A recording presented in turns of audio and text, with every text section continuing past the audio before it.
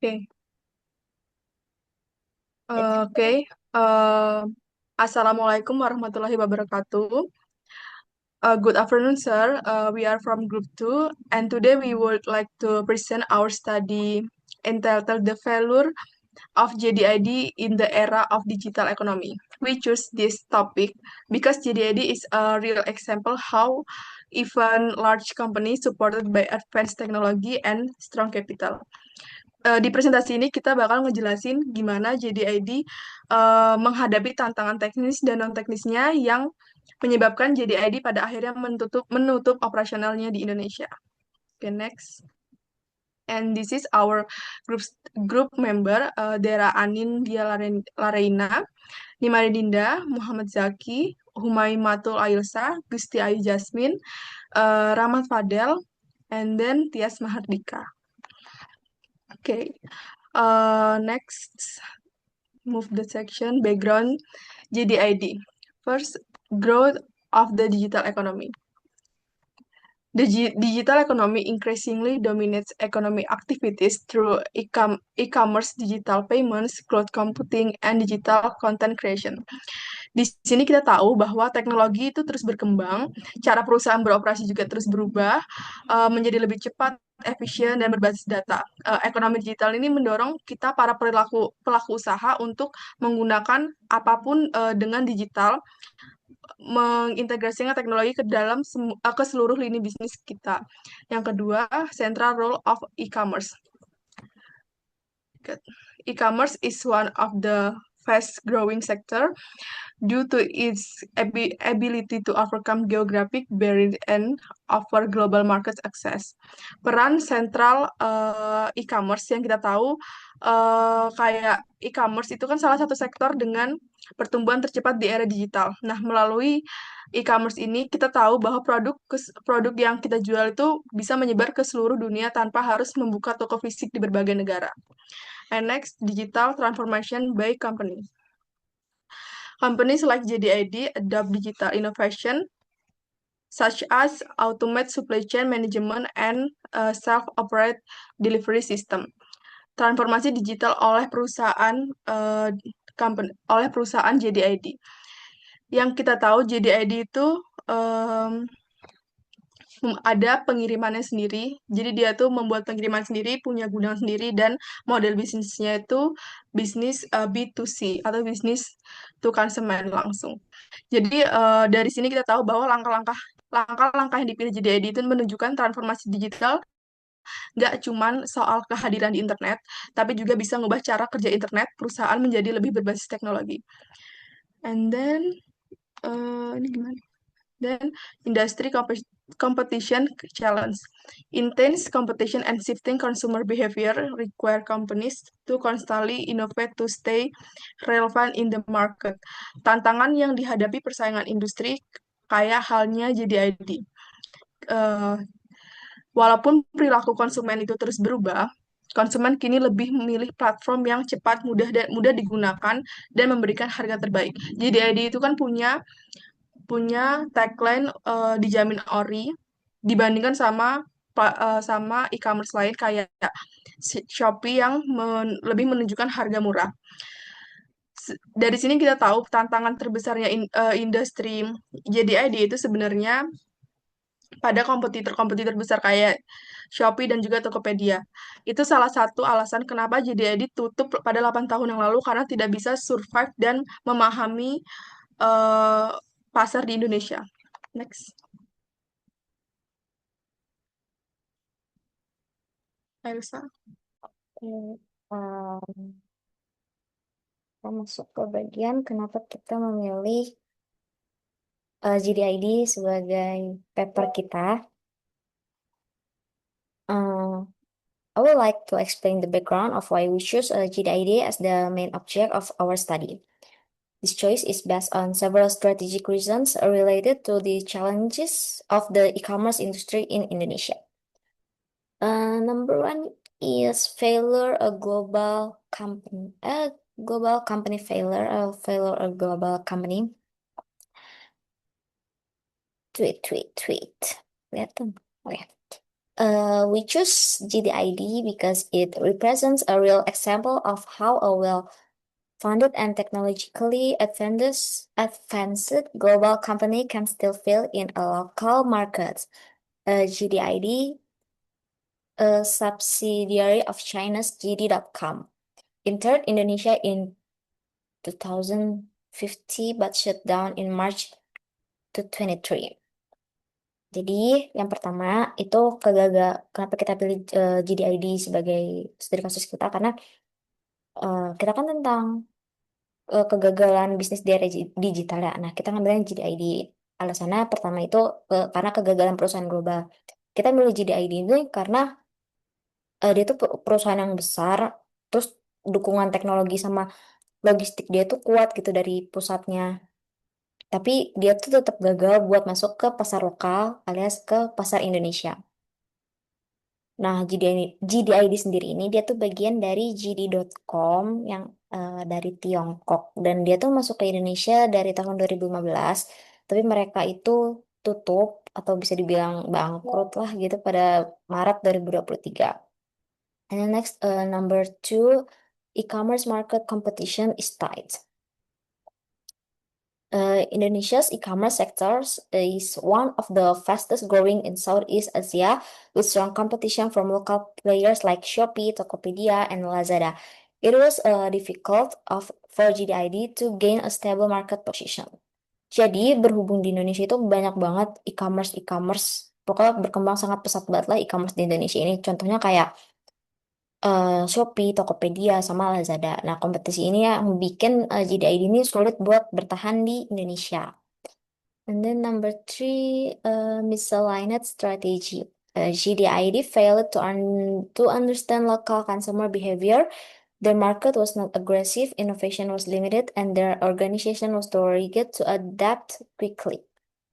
Jadi, ini juga salah satu kegagalan utama dari GDID gitu kan. Mereka itu kurang cocok dengan karakteristik konsumen di Indonesia. Jadi mereka itu tuh kurang agresif atau kurang agresif tuh kayak ya kurang agresif aja pokoknya dalam promosi. Terus dia juga inovasinya itu minim, nggak kayak kompetitor yang lain. Terus juga dia tuh nggak fleksibel secara organisasi.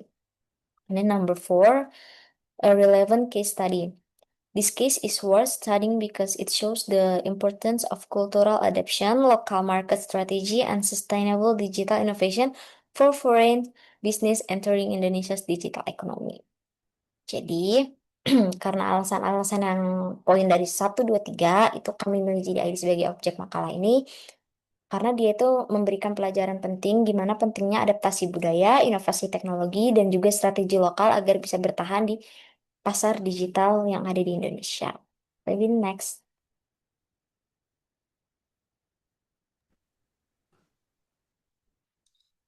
Okay.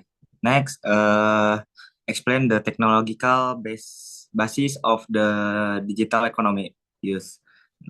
The first is AI to automate customer service via its chatbot Lila and to personalize product recommendation using user behavior data. Nah, jadi ID itu menerapkan AI untuk mengotomatiskan layanan pelanggan lewat chatbot mereka, yaitu namanya tuh ada Lila, serta mempersonalisasikan rekomendasi produk berdasarkan data perilaku pengguna. Yang kedua, second one is the big data and analysis to monitor trends, manage inventory, and optimize pricing dynamically. Nah, mereka tuh memanfaatkan big data dan analistik untuk memantau tren pasar, mengelola inventory, dan pastinya mengoptimalkan harga secara dinamis. Terus ada third, cloud compounding, computing, support real-time data access, help GDID scale it digital infrastructure effectively. Nah, jadi cloud computing itu digunakan untuk mendukung akses data secara real time, sehingga JDID itu bisa melakukan scaling infrastruktur digital secara lebih efisien. Next, blockchain teknologi, non blockchain teknologi. Nah, blockchain teknologi was used to ensure transaction transparency and data integrity, especially for rescuing that digital payment system. Nah, jadi blockchain teknologi ini tuh dimanfaatkan untuk memastikan transparansi transaksi dan integritas data terutama dalam sistem pembayaran digital agar lebih aman. Lanjut yang kelima itu ada True Cloud and 5G. JDID enable warehouse automation and real-time delivery tracking, making their logistic smarter and faster. Nah, jadi lewat teknologi load dan jaringan 5G, JDID itu memungkinkan otomatisasi gudang secara pelacakan pengiriman secara real time, sehingga logistik menjadi lebih pintar dan lebih cepat. Yang keenam tuh ada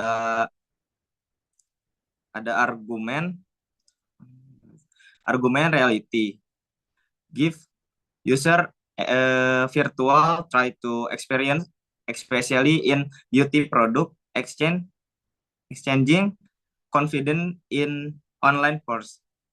Nah, teknologi argumen reality AR memberikan pengalaman virtual try on khususnya untuk produk kecantikan, membantu penggunanya merasa lebih percaya diri saat belanja online.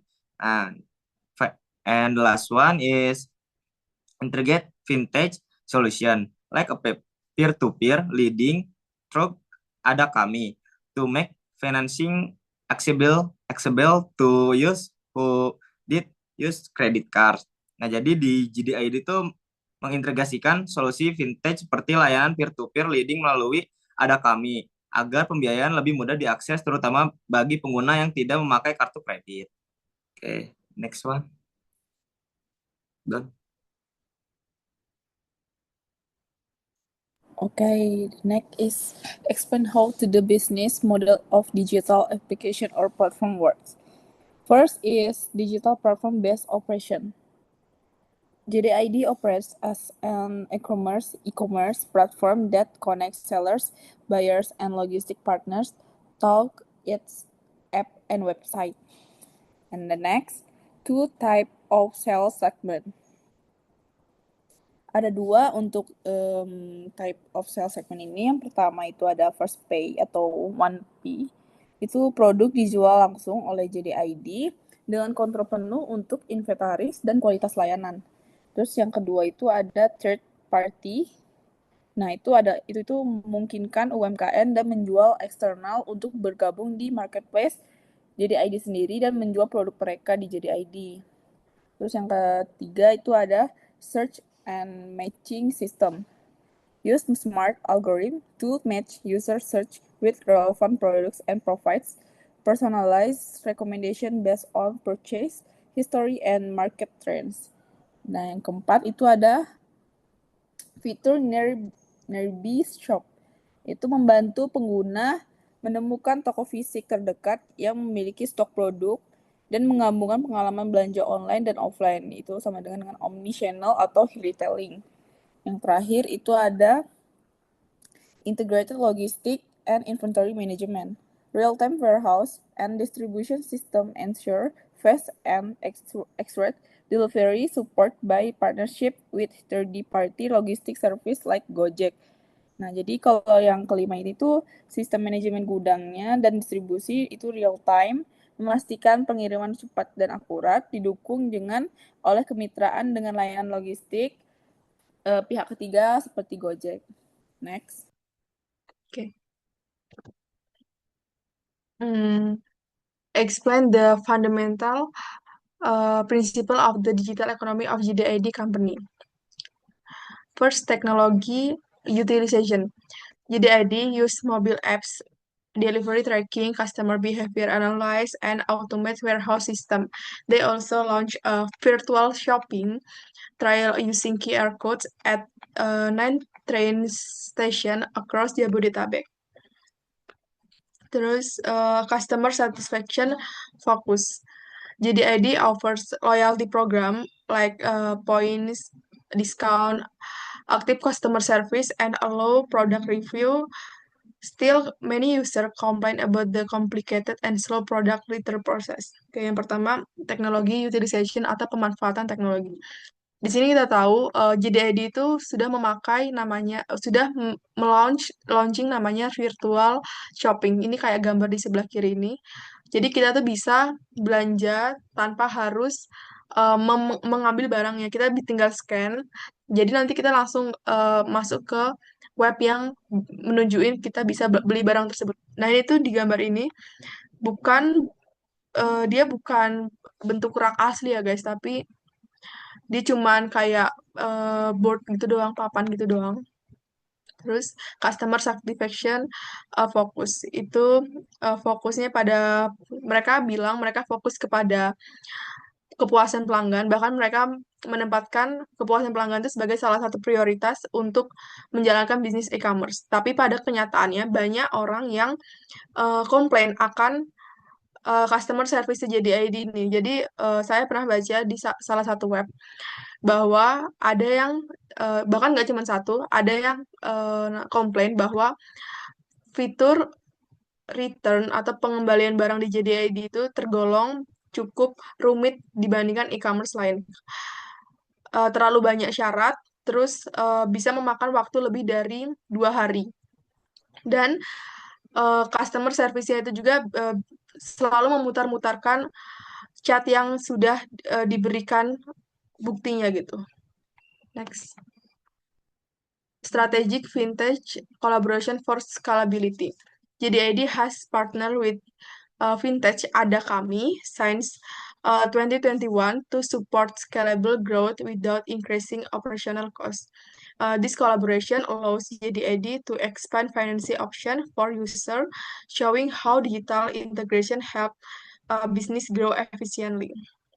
Expanding access through customer financing, Ada Kami offers loans up to 30 million rupiah with 12-month installment over 80,000 user applied in the first week, showing strong demand and tidak kelihatan tulisannya and strong demand. Di sini kita tahu bahwa JDID itu melakukan kolaborasi dengan Ada Kami. Ada Kami itu adalah salah satu platform vintage yang memfasilitasi untuk peminjaman uang.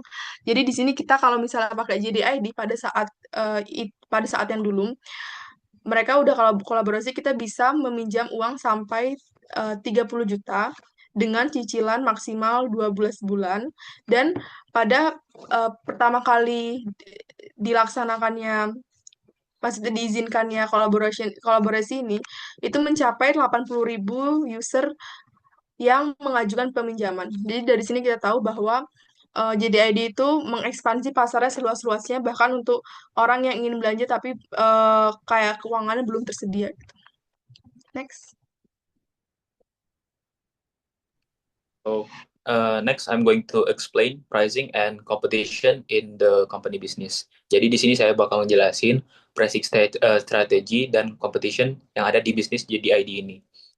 Jadi yang pertama di sini ada dynamic pricing. So prices are frequently adjusted based on market demand, competitor prices, and promotional event, allowing JDID to stay competitive in Indonesia fast-paced e-commerce market.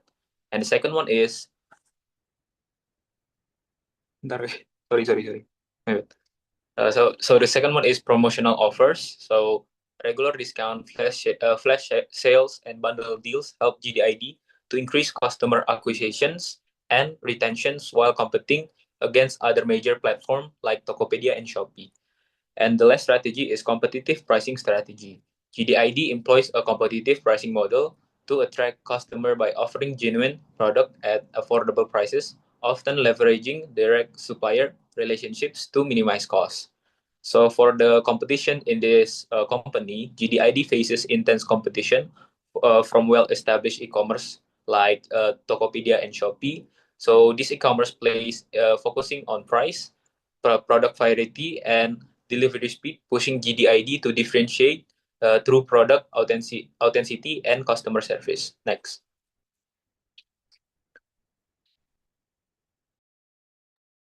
Okay, I will discuss how the search and matching system plays roles in GDID business model. The first tailored express personalized delivers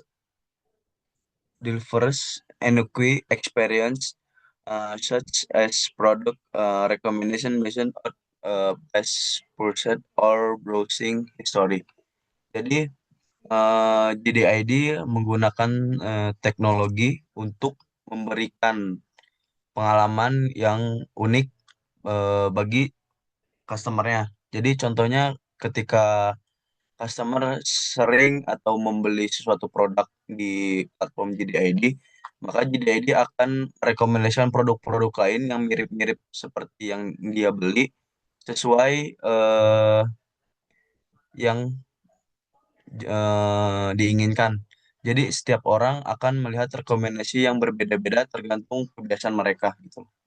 Terus second, customer empowerment. Customization allows customers to create products that align with their individual tastes and preferences, increasing satisfaction. Jadi ID juga memberikan keleluasan bagi customer ya untuk memilih atau eh, menyesuaikan produk sesuai selera customernya. Jadi dengan fitur ini pelanggan bisa merasakan lebih puas karena bisa mendapatkan produk-produk yang benar-benar sesuai keinginan mereka dan bukan sekadar produk-produk yang standar seperti tagline-nya JDID. Oke, the third enhance brand loyalty. Personalized and customized experience foster strong customer relationship leading to higher retention rate and increased loyalty.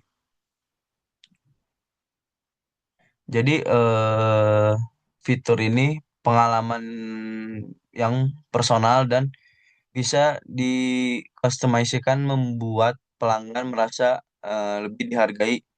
Akibatnya mereka jadi lebih setia dan kemungkinan besarnya akan kembali belanja di JDID sehingga loyalitas terhadap merek pun meningkat. Oke, next. We next to platform and network effect GDID. First to platform, and GDID is a hybrid model retail plus marketplace. This is point one, and point two is early lead with GD.com original product guarantees and logistics. And point three is felt to adapt to local markets, IUX, promotes local features. And point four is lack of innovation and slow to follow Indonesia's digital trends. And 5 point is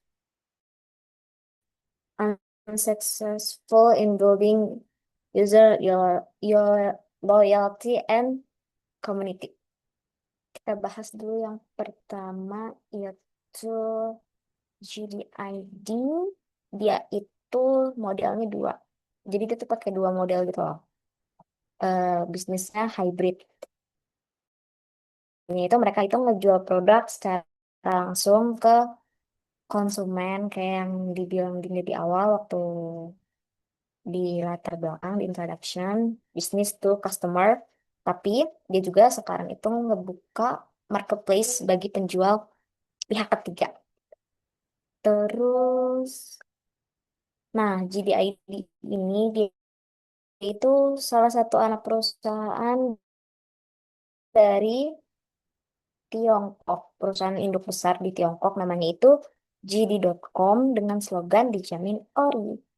Terus, nah di sini dia itu yang fail to adapt to local market, yang perkara UI UX. Jadi dia itu kurang gitu loh dari tampilan aplikasinya. Kayak tidak semenarik eh, Tokopedia ataupun Shopee. Gitu. Jadi banyak pengguna ngerasa JDID itu tuh kurang nyaman buat digunain. Terus mereka itu juga kurang agresif buat ngasih promo atau diskon kayak cashback atau diskonnya berapa persen, 30% gitu. Padahal kan buat di eh, Indonesia, buat konsumen penting banget karena mereka tuh suka banget yang namanya diskon-diskon atau promo-promo gitu kan. Nah, dia tuh sedikit ataupun ya tidak nggak menarik lah kayak Shopee sama Tokped gitu. Terus habis itu, nah dia itu juga eh, hmm, nah dia itu juga kurang untuk eh, membangun kedekatan dengan pengguna lokal alias pengguna itu. Jadi mereka tuh kayak seolah-olah tuh ngebawa sistem dari luar tanpa benar-benar kayak nyesuaiin dengan kebutuhan pasar yang ada di Indonesia yang cepet banget buat berubah. And then next tuh network effect yang point one is weak network effect was difficult to attract new users. Point two was competition with Shopee, Tokopedia, Lazada. And point three is internal issues, weak management and unresponsive strategy. And then point four is March 2023, JDI is overly close its operations in Indonesia. Jadi, kalau kita lihat dari efek jaringan atau network effect gitu, dia tuh juga gagal buat menciptakan pertumbuhan yang berkelanjutan. Nah, apa ini yang pertama? Oke, difficult to attack. Jadi dia tuh efek jaringan tuh sangat amat krusial di industri digital. Jadi kayak semakin banyak pengguna dan penjual yang bergabung, semakin besar juga nilai platform tersebut. Tapi jadi ID tuh dia tuh kesulitan buat menarik pengguna baru karena pesaingnya udah selangkah lebih maju dan punya komunitas penjual yang lebih besar gitu. Terus fitur belanjanya juga lebih menyenangkan dan terus berinovasi. Kompetitor sebelah tuh dibanding dengan JDID. Nah, terus masalah yang dihadapi JDID itu gak cuma dari luar aja, tapi juga dari dalam alias internalnya. Ada isunya nih terkait lambatnya pengambilan keputusan, terus inovasi yang masalah keuangan dan investasi. Nah, hal ini tuh menyebabkan penurunan jumlah pengguna, menurunnya jumlah transaksi, terus akhirnya mereka itu resmi tutup operasional di Indonesia pada Maret 2023. Jadi kesimpulannya buat platform annual network effect ini, dia tuh ngasih pelajaran penting lah buat kita bahwa dalam membangun platform digital, pemahaman terhadap pasar lokal dan pembentukan efek jaringan itu lebih penting dibanding cuma sekedar kayak modal besar ataupun dukungan global. Terus adaptasi yang cepat dan keterhubungan dengan kebutuhan konsumen lokal itu juga salah satu kunci utama. Boleh, next. Okay, next is describe the market and its digital media. Yang first is JDID as a premium e-commerce player in Indonesia. JDID a subsidiary of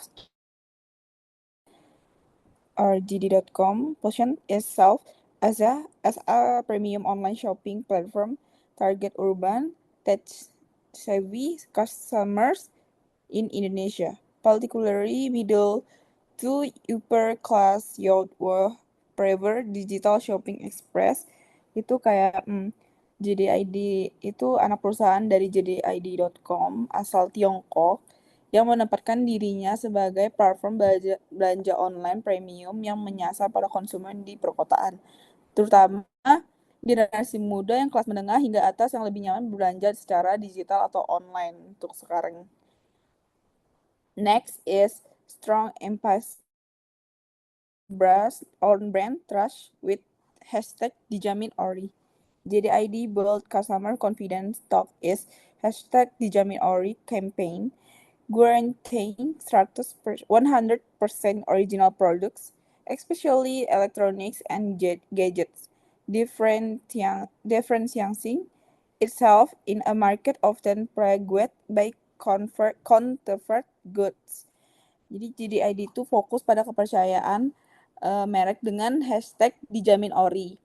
JDID juga membangun kepercayaan konsumen melalui kampanyenya yaitu hashtag dijamin ori yang menjamin bahwa produk dari JDID itu 100% asli, khususnya untuk elektronik dan gadget-gadget yang ada di JDID, sehingga membedakannya dari pasar lainnya yang sering diwarnain barang-barang palsu. Okay, the last is digital marketing and omnichannel innovation. Nah, itu tuh juga kalau di JDID itu ada 3 bagian, yaitu pertama memanfaatkan media sosial dan iklan, digital, dan gamifikasi untuk meningkatkan engagement pengguna.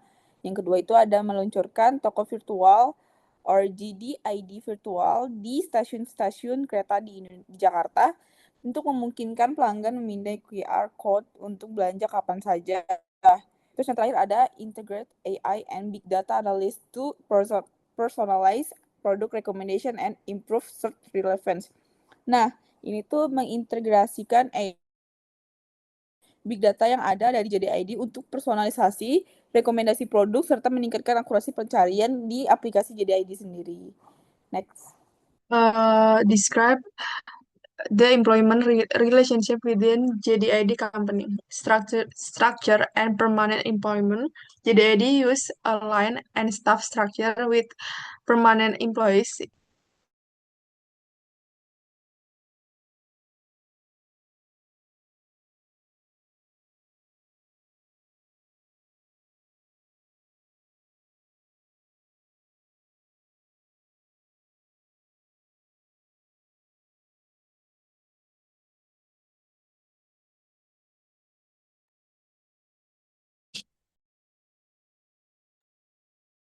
Din, Ini emang nge-lag deh kayak mereka. Jack. Gue kira gue nge-lag. iya gue juga kira gue ngelag. Wah, iya, coba nge-lag nih. Ayo tunggu dijawab.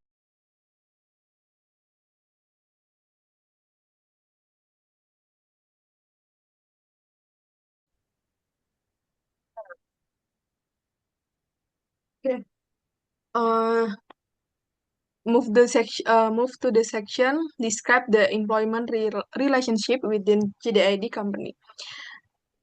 First, structure and permanent employment. JDID use a line and staff structure with permanent employees in roles like marketing, tech, and logistics. Career growth is supported through training and mentoring.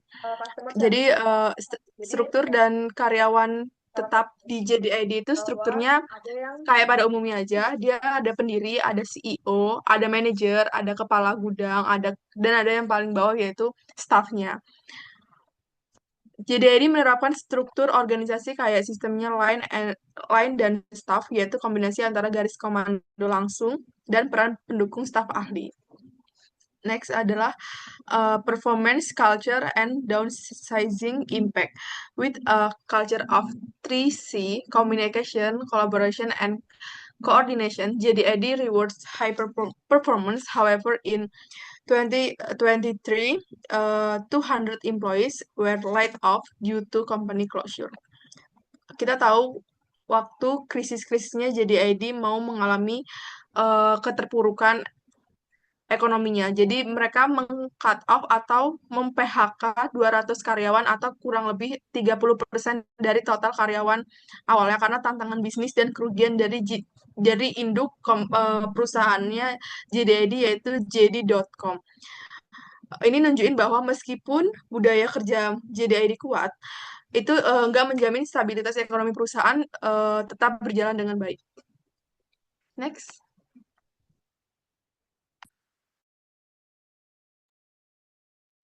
Oke, jadi di sini aku bakal ngejelasin why GDID failed dan juga ngejelasin the success and constraint factors in term of technical and non-technical.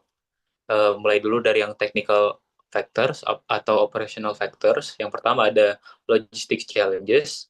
Jadi logistic challenges ini inefficient supply chain and last mile delivery in Indonesia diverse geography led to delayed shipment and increased cost. Yang kedua ada technology integrations, yaitu difficulty in maintaining a seamless platform experience, including issues with inventory management and customer service systems. Dan masuk ke non-technical factornya, yang pertama ada regulatory hurdles, complex local regulations and compliance requirements, slowed expansion, and increased operational costs. Yang kedua ada intense competitions, yaitu dominance of local giant like Tokopedia and Shopee made market penetration very difficult. Yang ketiga ada consumer trust and brand awareness. Limited brand recognitions compared to local competitors affected customer loyalty.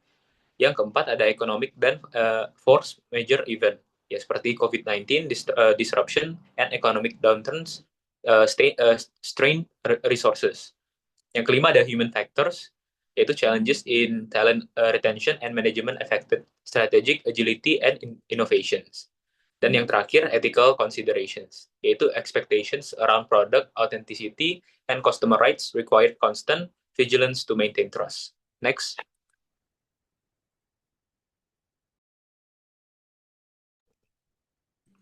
Okay, the last one is conclusion and recommendation.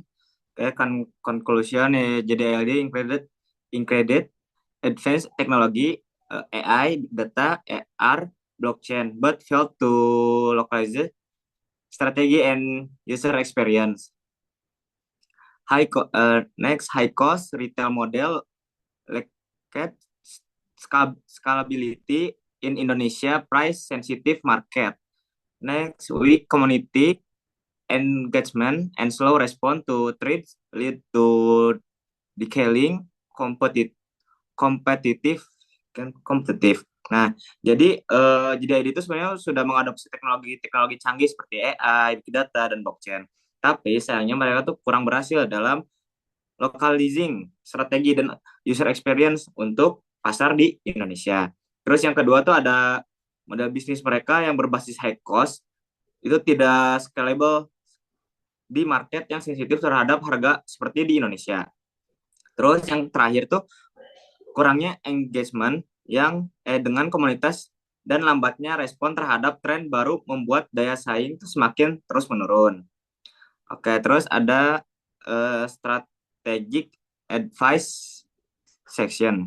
Nah, jadi pertama penting untuk localize future, contohnya kayak promo saat Ramadan atau pembayaran pakai QRIS. Nah, kedua tuh ekosistem yang lengkap mulai dari logistik, sistem pembayaran, sampai program loyalitas pelanggan. Ketiga tuh ada kombinasi model retail dan marketplace supaya lebih fleksibel dan seimbang secara operasional. Keempat, tuh lakukan kolaborasi dengan UMKM dan platform vintage untuk memperluas jangkauan pasar dan akses pembiayaan.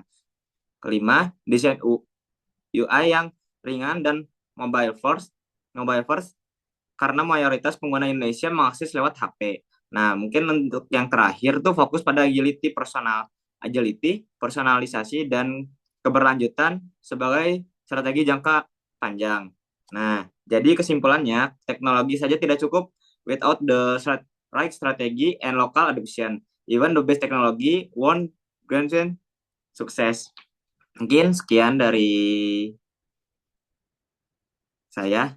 Boleh untuk moderator.